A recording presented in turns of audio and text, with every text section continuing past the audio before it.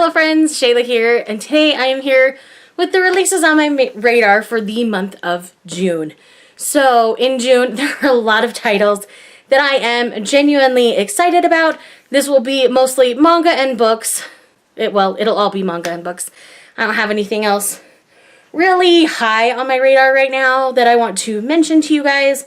So let's go ahead and dig right into this list. If you see me looking down, it's just because I have my master list on my phone here. And believe me, there's a lot on this list. So let's just go ahead and dig right into things. So we're going to start off with June 4th, which is this upcoming Tuesday. And I'm going to start with the manga because there's a ton of that, and then we'll get into the books. So the first manga I want to talk about is the Poe Clan, Volume 1. This is a classic shoujo series that is coming back into print. A lot of us are really excited about it. It looks amazing. Definitely check this one out. Then we've got Eden Zero Volume 3. I really loved the first two volumes. As of this point, I do plan on continuing to collect it in its physical format and continue to enjoy it.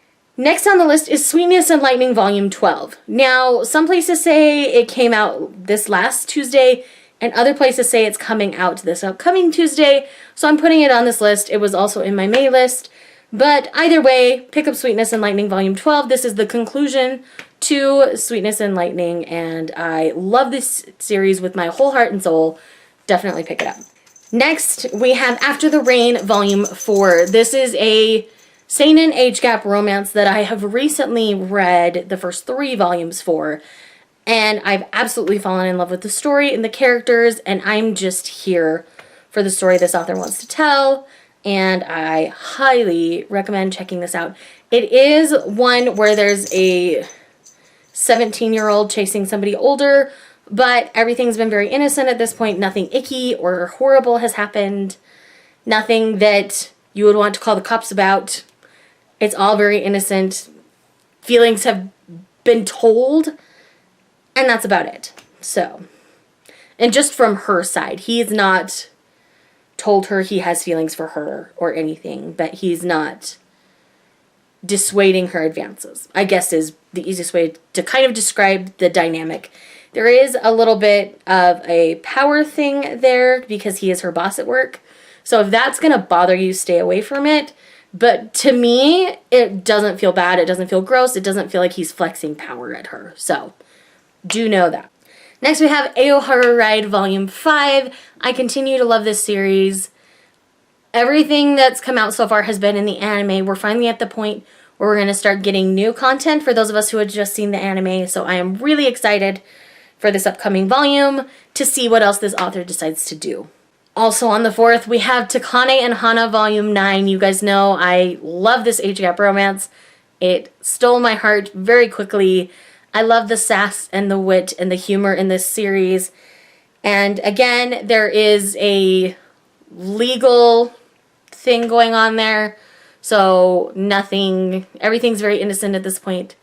And again, as long as, if there's that legal thing, if it remains innocent where they're not doing anything they shouldn't be doing, I'm okay. Because feelings being talked about are very different than acting on those feelings. So anyways, that's just how I feel about age gaps. You have to know that coming from me. And if that bothers you, I'm very sorry. Stay away from the age gaps that I recommend then at this point. But I just want to be clear on that so there's no misconceptions, I guess you could say. And last for the manga on June 4th is Yona of the Dawn Volume 18. I am told that I will cry my eyeballs out and I need to have tissues nearby. But my Xeno is on the cover, and with the way Volume 17 ended, I have an idea of what's going to happen. I'm not going to tell you guys, obviously, because that's major spoilers for the entire series. But I know I'll be sad, but I think I'll be okay. That's how I'm going to say that for now. And let's move on to the books for June 4th. There's only a handful for this particular week.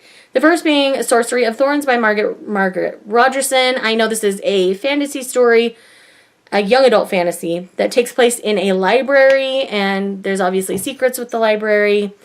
And I've heard really good things from people who have actually read it, and I'm looking forward to giving this one a try.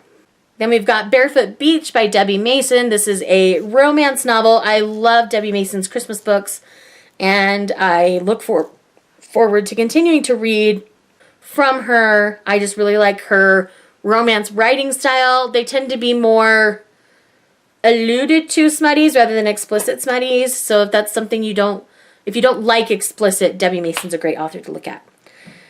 And the last one on this list is The Chosen by Taran Matharu. This is his new series. He's the one who did, I can't remember right now, I'm sorry. But it's the one where it's basically like Pokemon meets Magic School. And I read the first book and really loved it. The second book, The Inquisition, I should be reading this next month. But yeah, The Chosen is on my list as well because I do like Taran Matharu's writing. Now we are moving on to June 11th. Again, we are going to start with the manga because there's just 2 this week. And then we'll move into the others. So the first one is I Married My Best Friend to Shut Up My Parents. This one looks like a female-female romance, but it looks really fun because they get married out of convenience and then the feelings happen. So I'm interested to see how this goes. I don't know if it's a one-shot or if there will be multiple volumes of this one, but I think it looks really cute and really fun, so I do want to try it. Next up is Kami Can't Communicate Volume 1. This one is a high school romance style story, and it just looks really fun. So I want to give it a try. I know there's like a hook with it, but I can't remember what that is right now. It's like almost 10 o'clock at night. So I just want to do this while I still have hair and makeup done. So anyways, this one definitely looks really cute, and it stood out to me a lot when I was doing my research. So for whatever reason, my brain just doesn't want to come up with the rest. All right, now we have The Friend Zone by Abby Jimenez. This is a romance put out by Forever Romance, and it just sounds like a really fun time. All my friends who have already read it have really enjoyed it, and it just looks like it's going to be lots of fun, and I love books that are fun. And then we have some true blue smut for you, and that's Naughty Stranger by Stacey Kennedy. This one is definitely that bad boy trope, and I think it sounds delightful. After that, we have Natalie Tan's Book of Love and Fortune by Roselle Lim. I hope I'm saying that name right. But again, this is a contemporary romance that looks really fun, and it looks like it's just got... I read a young adult novel that sounds a little bit like this, and it was called Love, Fortune, and Other Disasters, where it kind of focuses on this small town and their culture, and it has a lot to do with love and luck and fortunes and all those kind of things. And so I think this book is going to be like an adult version of that, and it just sounds super cute. Next, we have another contemporary romance called Fix Her Up by Tessa Bailey. This one, I've seen a lot of my friends receive ARCs for. I don't know how many of them have actually read it yet. But again, this one just looks like a really fun contemporary romance. In the summertime, I like more romances than fantasy, so we're just going to go with it. And the other one is it looks like there's a digital release, at least, for The Edge of Us by Jamie McGuire. I don't know if it's getting a physical publish or not, but at least it's coming out digitally. And that is the sequel to From Here to You by Jamie McGuire that came out last year and I adored. I hope it's getting a physical print. But yes, The Edge of Us by Jamie McGuire. I'm excited. This is the series that connects to the Maddox Brothers, but it's not exactly a Maddox Brothers novel. I am going to read a Maddox Brothers book for Smutathon, so look forward to that coming. Now we're moving on to June 18th, and we'll start once again with the manga, and we'll start with, again, Volume 9. This is a series that I continue to enjoy, put out by Mitsuru Kubo. She also wrote Moteki, which I didn't like, but she is one of the creators of Yuri on Ice, so that's kind of where their fame comes from. I've really liked, again, this is about high schoolers who are involved in a particular club, and one boy kind of goes through his high school career who didn't get involved in anything, has an accident, and is somehow transported back in time, and ends up getting involved, and that changes how he lives his life, and it's really interesting. Next, we have Hatsuharu, Volume 7. This is a shoujo romance that I continue to love and adore. Volume 6 made my heart soar, so I'm really excited to see what happens in Volume 7. And this is one where the popular boy in school ends up continuing to break girls' hearts. And so our female protagonist goes up and basically decks him for hurting her friend's feelings. And she gets on his radar at that point, and he's not interested in other girls anymore for the first time in his life. So it's really interesting and fun, and I just really like how it's written, and the art is absolutely splendid in it. Next, we have Silver Spoon Volume 9. This is Himuro Arakawa's new series. I continue to really enjoy it. This is about a teenage boy who attends an agricultural high school, even though he has no agricultural aspirations. And it's about what he learns about agriculture and what he learns about himself. This is definitely a self journey, but this is very detailed about the agricultural field. So everything that happens to animals in a farming community does kind of happen in this manga. So if you're very sensitive to that kind of content, definitely steer clear of this one. But I really like how it's handled, because it challenges the way the farmers think, having somebody who's not a farmer come into this, but it also challenges how he thinks about it. So it's just really interesting how it all goes. Next, we have the 3 books for this week, and that is A Story Like Ours by Robin Huber. I read the first book in this duology last month, and I really enjoyed it. And I've got this one in an ARC form that I do plan on reading soon, maybe during Smudathon, maybe after, I'm not 100% sure. But I do want to conclude it. It left on kind of a cliffhanger, and I'm anxious to get back to it. Next, we have For His Pleasure by Shelby Bell. And this is a smutty romance just as it sounds, and I am here for it. Next, last on this list for this week is The Lemon Sisters by Jill Chavez. I read Second Chance Summer a couple months ago by her, and I really liked her writing. So I really wanted to try another one. So her newest release is going to be The Lemon Sisters. So I do plan on picking that one up. All right, now we're on to June 25th.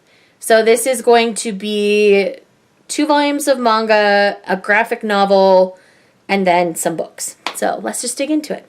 The first one is Tokyo Terroreba Girls Volume 7. You guys know I'm just collecting this as it comes out. I'm obsessed with the journey these women are on. I love each volume more and more, and I'm really excited. I know that it ends in 9 volumes, so it's going to conclude in the next 3, and I'm really interested to see where Akiko Higashimura takes it, because I love what she's done so far, but how is she going to wrap this up? This is what I want to know. Next, surprisingly to myself, is the Cardcaptor Sakura Collector's Editions. I have recently fallen in love with Clampworks. There's a couple that I've read that I've absolutely loved and adored, so I want to revisit Cardcaptor. And I think I went into the first volume of the one that I got when I tried it out like a year and a half ago. I think I went into it thinking I wasn't going to like it, and I want to try again because I really like the way Clamp decides to tell stories. And the other thing is, 1 volume, I think, for something like Cardcaptor Sakura is hard to tell what it's actually about. From what everybody tells me, what I felt about Cardcaptor Sakura doesn't stay true through most of the series. So, I do want to give it a try. Kaladin! Cal! What's wrong, baby cat? Oh, you want me? Go get him. He's in there. Call him again. Sorry about the interruption. So next we have Giant Days Volume 10. I recently read the first volume of Giant Days and fell in love with it. So I want to keep when the new releases are coming out on my radar. And for all of you who are loving Giant Days and told me to read it, Volume 10 is coming out in June. Next we have The Highland Earl by Amy Jarecki. And I read one of her books earlier this year, and I liked her writing okay, so I wanted to try another novel from her. And after that, we have Justified by Jay Crownover. This is the official first book in the Loveless Texas series. I really loved the kind of opening novella, so I really want to see what a full-length novel will be like from Jay Crownover, because I wanted more from the novella. So I am hopeful that this full-length novel will be much more my style. We also have Wicked Fox. This looks like a fantastic YA fantasy, definitely Asian inspired. I don't remember which countries specifically, so I'm not going to designate any, but I do know that it has Asian influence in it and it looks absolutely wonderful, so I'm definitely excited. Second to last, we have Soul of the Sword by Julie Kagawa. This is the sequel to The Shadow of the Fox. I really liked Shadow of the Fox, and I do think I will continue it as the series goes on. So I do have Soul of the Sword on my radar for that reason. I know some people didn't love the first novel and other people really loved it. I'm kind of somewhere in the middle. I saw problems with it, but I also saw the potential in it. So I want to try the second book and see how things go. And last but not least is The Evil Queen by Gina Showalter. This is a new set of retellings from her in her YA writing. I've read a lot of her adult works and loved them, so I really want to read more by Gina Showalter. I haven't read too much of her YA at this point because she did Alice in Wonderland and Zombies, I believe, but I didn't read that one because it felt a little too creepy for me. So, but I do want to give The Evil Queen a try. So those are all the titles that are on my radar for the month of June. Let me know in the comments down below if there's anything on your radar that I might have not put in this video, because I'm one person. I can't love everything. So for everybody's sake, please leave all that info down below. And I just want to say a brief thank you to everyone who's been so kind and respectful to my last couple of videos. I was really anxious in posting those, and the response has been really nice. So I appreciate all of you for respecting me by respecting everybody in the comments. So again, please keep that up. Let's keep this community positive and a safe place for people. Thanks again for watching, and I will see you in the next one.